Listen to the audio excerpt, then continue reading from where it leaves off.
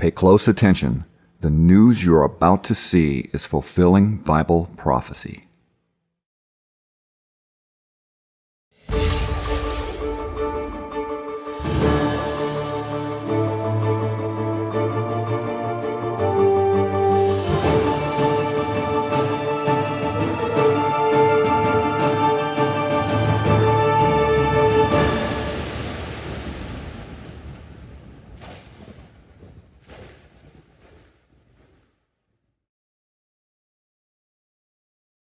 Welcome to another edition of YPN News, bringing you news as it relates to Bible prophecy and foretold by Yeshua Hawkins. Well, today we're going to be talking a little bit about the extent of the United States military and how far-reaching their spread is, as well as what we're seeing taking place with the Catholic Church, the Vatican, and China, wanting to create some dialogue.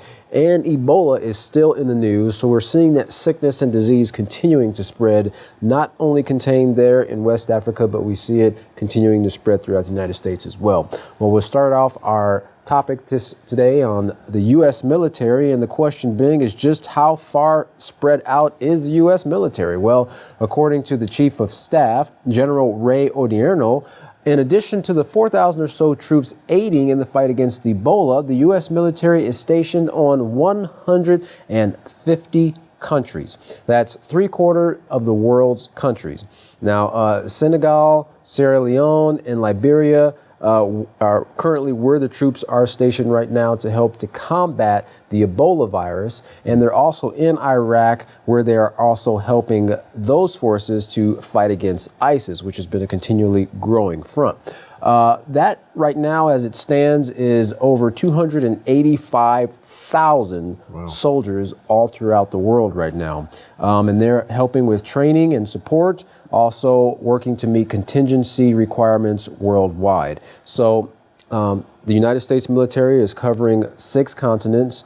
They have over 600 bases in 38 countries. But the problem is the U.S. is quick to respond to a conflict, but they're slow to pull their troops out. So they tend to stay there for a pretty long time. Basically, once a presence is set up, they're basically in no hurry to leave. And so that's why we're seeing these numbers grow. Well, speaking of tentacles in every country, the popes have been trying to reach out to China to create dialogue, praying for religious freedom in China. Now, Benedict did this at a Christmas Mass when he was in office some years ago, but those actions tie into the next, more recent article. At this time, Chinese Catholics are divided between the state-run church and those loyal to the Vatican. But the Chinese regime does not recognize the Vatican's authority, and as a result, tensions have run high between the two sides. Now, in fact, recently, Chinese state-run church stripped the title from the auxiliary bishop of Shanghai. So the Vatican recognized this guy, but the state-run church stripped him of that title. Interesting. That bishop resigned from his role under the state-run Christian organization after his appointment was officially approved by the Vatican. More recently, Pope Francis, on a flight back to the Vatican from South Korea, he told reporters as he flew over China that he wants dialogue with China, and the only thing he wants in return is for the Catholic Church to operate freely, basically within China's borders. Now, this marks the first time the Pope flew over China, who severed relations with the Catholic Church in 1951, 63 years ago, when the Communist Party took over. Now, China, not too long ago, in one of their papers, put out a request to Pope Francis telling him, do not interfere with our country's religion. Now, keep in mind that the Catholic Church is wanting to be able to operate freely within the country of China, which it isn't able to do now. And the Pope also said that he wants religious freedom within China. So, just how influential is the Roman Catholic Church in getting its way?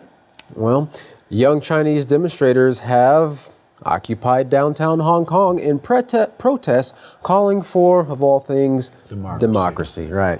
For several days, an 8-lane highway that is one of the main arteries connecting parts of the country to China's financial district has been occupied by thousands of these young demonstrators standing in defiance of the Chinese government and the ruling Communist Party in mainland China.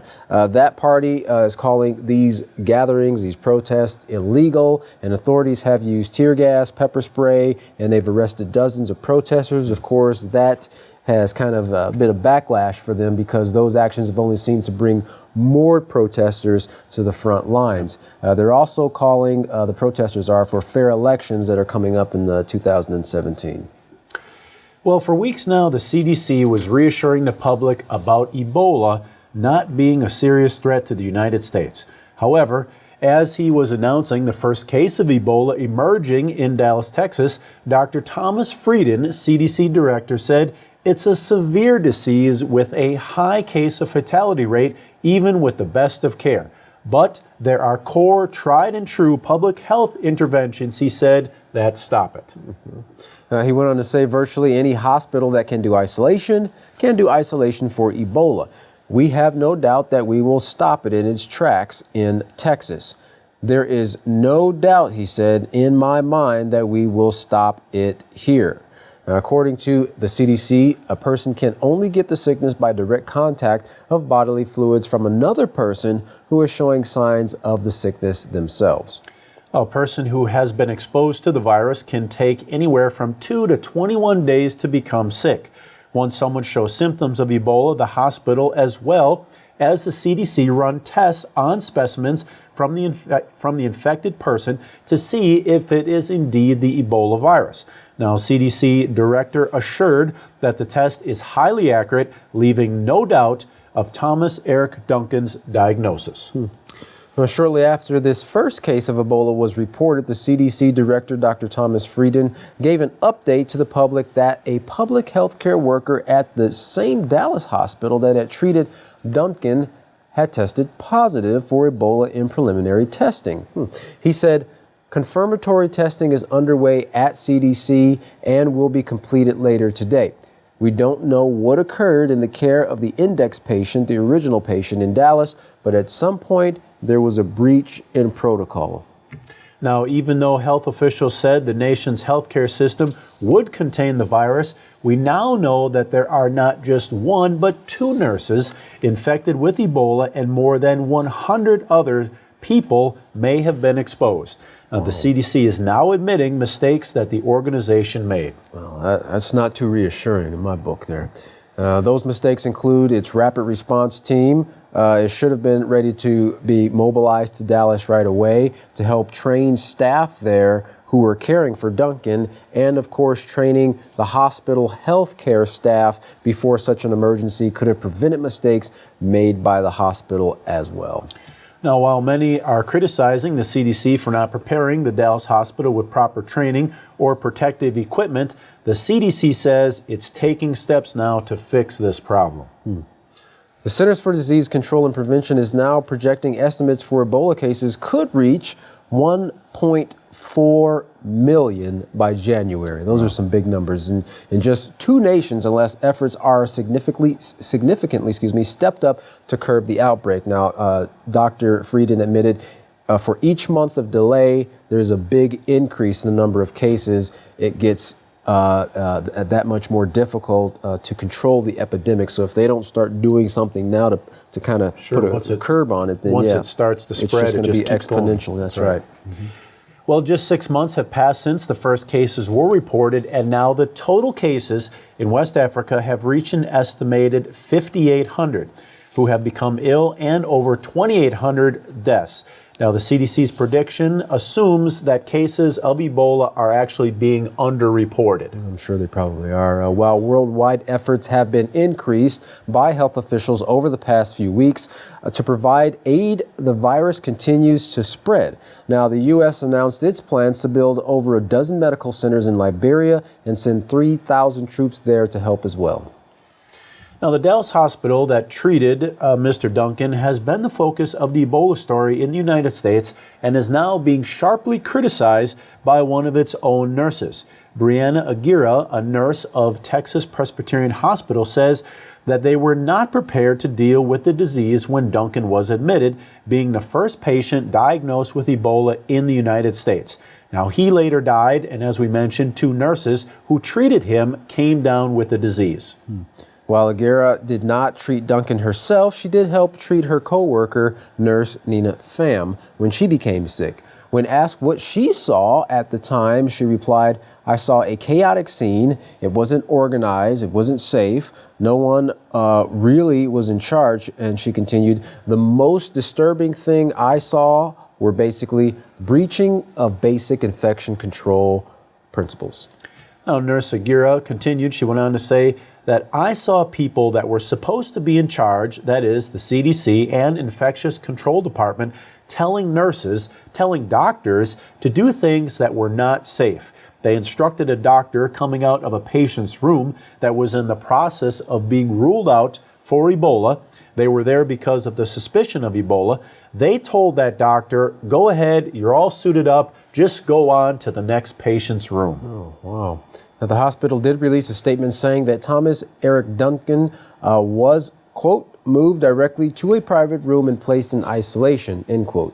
That was upon his second visit to the ER, Jeff, the second one after he was sent home for a couple of days. The statement continued with the staff wore appropriate personal protective equipment as recommended by the CDC at the time. Now, we also received a report that Amber Vinson, one of the nurses who caught Ebola while treating Mr. Duncan, flew to Cleveland on Friday and back to Dallas the following Monday.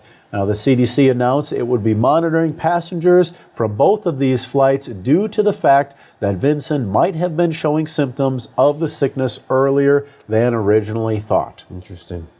Well, the spread of Ebola from West Africa to Dallas is assuredly enough to have most people gravely concerned, but even more frightening is the possibility that it may spread further. Well, despite that fear, however, reports are that the virus is potentially beginning to do just that. YPN's Larry McGee has our story on one of the latest victims to be afflicted by the virus. Larry, how does the story of the latest victim show us the potential of the virus beginning to spread further?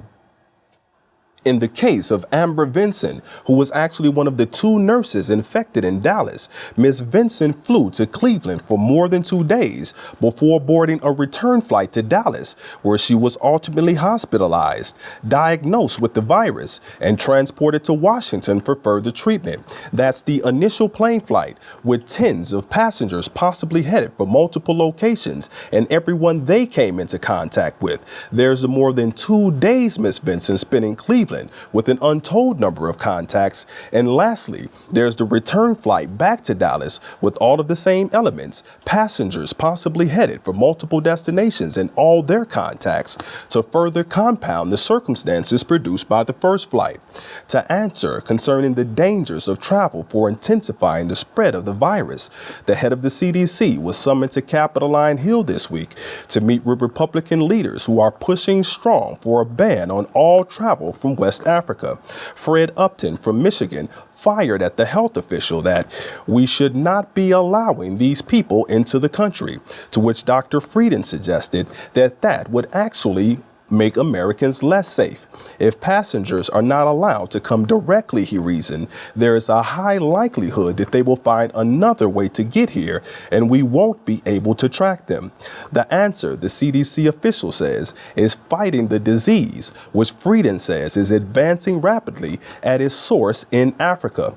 To this extent, the Centers for Disease Control has sent 140 staff members to West Africa, while politicians, both Republican and Democrat, are joining to try to institute a ban on all West African travel. Recently, several schools were shut down in 2 states because either staff, students, or parents had possibly come into contact with one of the 2 nurses afflicted with the Ebola virus. In Belton, Texas, 3 schools were closed for deep cleaning, and safety measures are also being taken in Ohio, where 3 schools were closed in Cleveland and in Akron. Following the uproar produced by the nurses' infections, the CDC is also considering new protocol and changing its policies regarding protective gear. At present, clinicians are required to wear 1 pair of gloves, a fluid-resistant gown, an eye shield, and a face mask. Dr. Bruce Farber of North Shore LIG Hospital and many of his colleagues believe this is an insufficient level of protection. And Farber further says the CDC has been naive and ill-prepared to deal with the virus, the infectiousness of which is unlike anything else the country has had to contend with. Sean Kaufman, who has been warning the CDC and is involved with infection control in Liberia, says when you look at what the CDC is suggesting that workers wear when dealing with the patient, it's really unbelievable, because the patient can produce high quantities of very, very virulent fluid that can be spread in very unpredictable ways. Offering insight as to what other avenues may be capable of transmitting the infection, CDC head Tom Frieden says, we are ultimately bound together by the air or firmament we breathe. For YPN News, I'm Larry McGee. Katan Jeff, back to you. Well, it sounds like the potential for it to spread is definitely there. Well, I don't know about you, but I'm not putting my trust in the information coming from the Centers for Disease Control and Prevention. I would, however, trust in the information from Yeshua Hawkins, which has been proven true and accurate time and time again. Now, you can read for yourself what Yeshua Hawkins is saying about Ebola and all the other diseases mankind is facing today by requesting your free copy of the Prophetic Word magazine and monthly newsletter. Here's how. To contact the House of Yahweh, you can write them at the House of Yahweh, P.O. Box 2498, Abilene, Texas 79604. You can call them at 1-800-613-9494. Visit them on any of their websites at www.yahweh.com, www.yisroelhawkins.com, or www.yahwehsbranch.com. You can email them at info@yahweh.com, and for any calls outside the United States, please call the number on your screen. Well, don't go anywhere. Up next is Yeshua Hawkins. From all of us here at YPN News, I'm Jeffrey Heimerman. And I'm Katan Alexander. Thanks for watching.